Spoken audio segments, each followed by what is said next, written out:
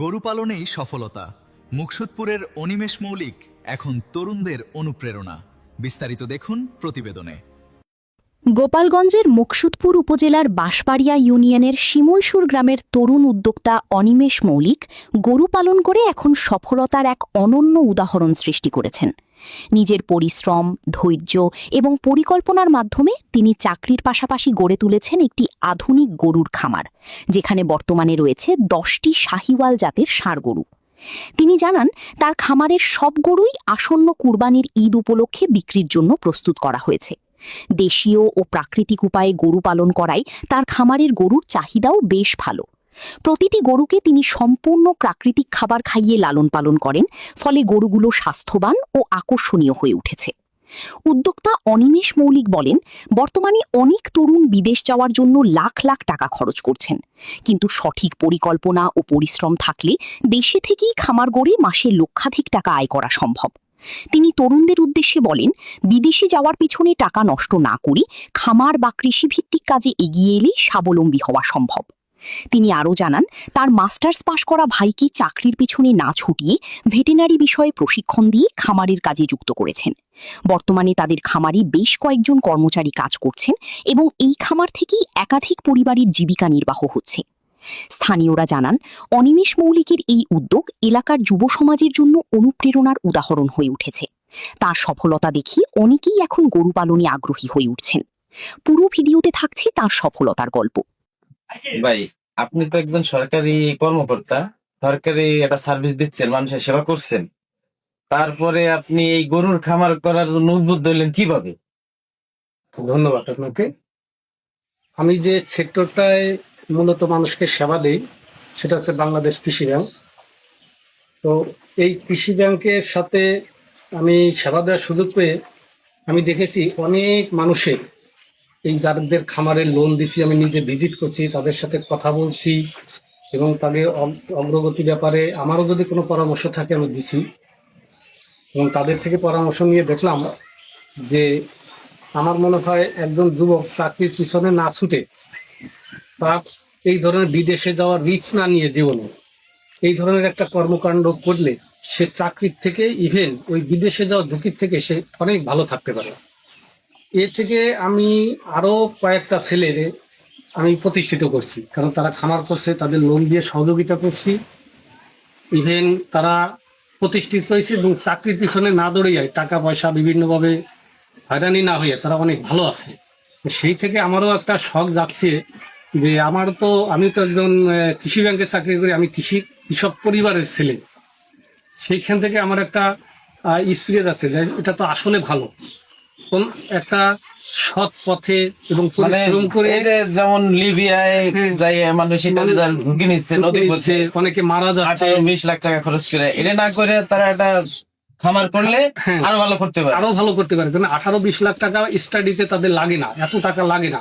বরঞ্চ সে মনে করে ইতালি দিয়ে আমি 1 লক্ষ টাকা ইনকাম করি, আমি তো মনে করি যে সে এই 18-20 লাখ টাকা দিয়ে যদি প্রথম স্টাডিটা করে, বিভিন্ন ব্যাংক এনজিও থেকে যদি আরো 2-5 লাখ টাকা লোন নিতে পারে, তাহলে তাকে 1 লাখ না, মাসে তার 2 লক্ষ, 2.5 লক্ষ, 3 লক্ষ টাকা আরো 2-1 জন লোককে কর্মসংস্থান দিয়া এটার একটা ব্যবস্থা করতে পারে। এটা ইজিলি করা সম্ভব। সে তো প্রতিষ্ঠিত হবে, আর কর্মসংস্থানের ব্যবস্থা করতে পারে। আর এর সাথে সাথে হয় কি যে এটা তো এই উৎপাদনটা তো আমাদের দেশের প্রয়োজনে লাগতেছে, দেশের কাজে লাগতেছে। এটা একটা আমাদের দেশের বিভিন্ন মাংসের চাহিদা, বিভিন্ন চাহিদা, তারপরে আপনার আরো বিষয়াদি আছে, যেমন এর গোবরটাকে দিয়ে আমি কাজে লাগাইতে পারি, তারপরে এটা কম্পোস্ট সার বানাইতে পারি, তারপরে এটা দিয়ে আমি গ্যাস উৎপাদন করতে পারি। গ্যাসের বিদ্যুতের যে সংকটটা, সেটাও আমার পরিবারে হোক, আমার এই খামারে হোক, বায়োগ্যাস প্ল্যানে এটা করা সম্ভব। আপনি এটা শুরু করছেন কতদিন? আমি এটা গত বছর থেকে এটা প্ল্যান আমার মাথায় আসছে। আসার পরে আমার ছোট ভাইকে আমি এটার উপরে ট্রেনিং করাইছি, সমাজসেবা অফিস থেকে সরকারি। তো ট্রেনিং করার ও মাস্টার্স পাস, আমি ওরে বিদেশে যাওয়ার জন্য ঝুঁকি নিয়েছিল, কিন্তু আমি এগুলো করতে দিইনি।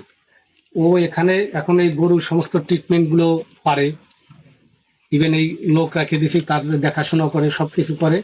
আর কৃষি ক্ষেত খামার তো এগুলো আছেই, এগুলোর সাথে সাথে এটা হয়।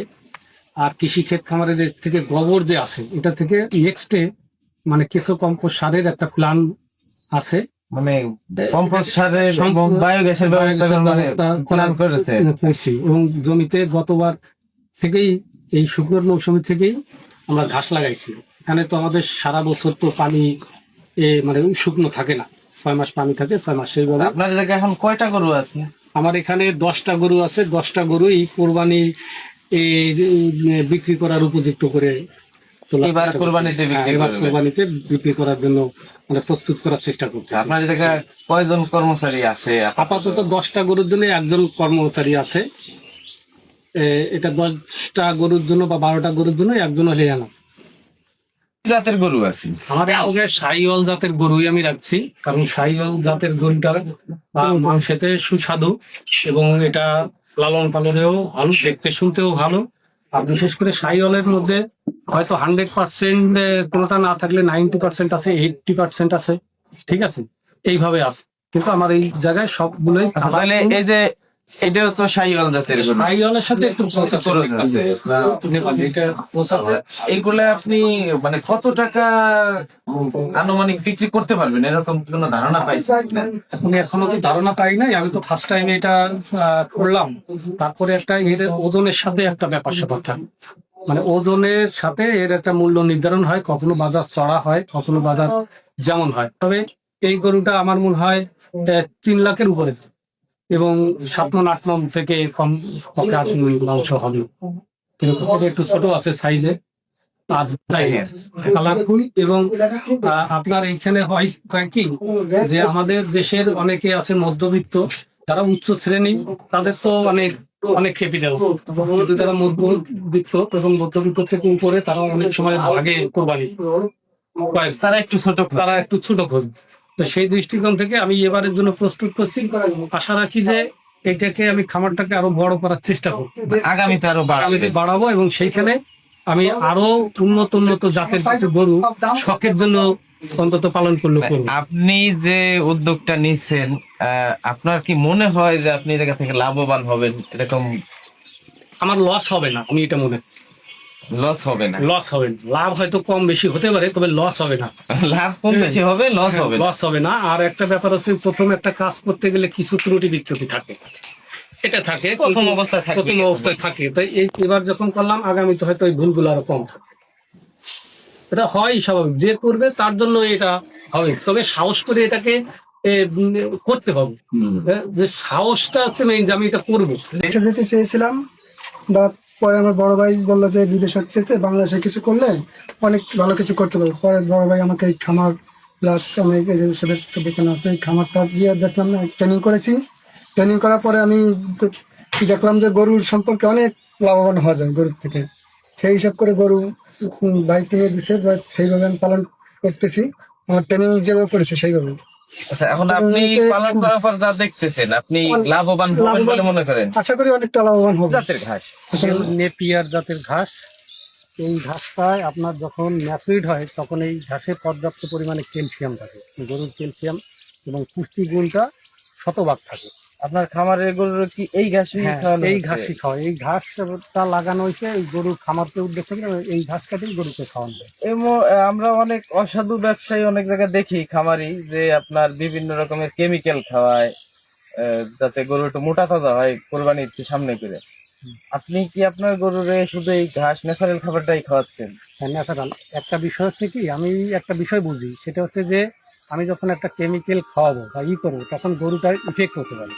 আমার একটা গরু এই সামান্য লোভের কারণে মারা যেতে পারে, এটা করা যাবে না। কারণ আমি সাধারণ খাবার খাওয়াইয়া, ওর সাথে খোয়াল আছে, ভুসি আছে, গমের ভুট্টা মানে ভুট্টার গুঁড়ো আছে, তারপরে গমের ভুসি আছে, এরপরে ধানকে ভাঙাইয়া ওটা যে চাউল সহ যে ভুসিটা হয়, ওই ধরনের ভুসি, এই করে ওরে যতদূর পেট ভরে খাওয়ানো যায়, মানে পুষ্টিগুণ সমান খাবার যেগুলো খাওয়ানো যায়। নেপিয়ার জাতের যে ঘাস, এই ঘাস খাওয়াইলে তো আর আপনার কোনো কেমিক্যাল খাওয়ানো লাগে না? না, কেমিক্যাল তো লাগে না। আর যেগুলো, যেমন এই যে আমার ঘরের গোলাপ ধান ভাঙাই, নিজের এই যে খেতে যে ধান হয়, ধান ভাঙাই, এই খড়গুলোরে আমি খড় কেটে বিচালি করে তারপরে ধান মাড়াই করি। আমি ওটা বিচালি আকারে সংরক্ষণ করি, আমি গরুর খামার করি।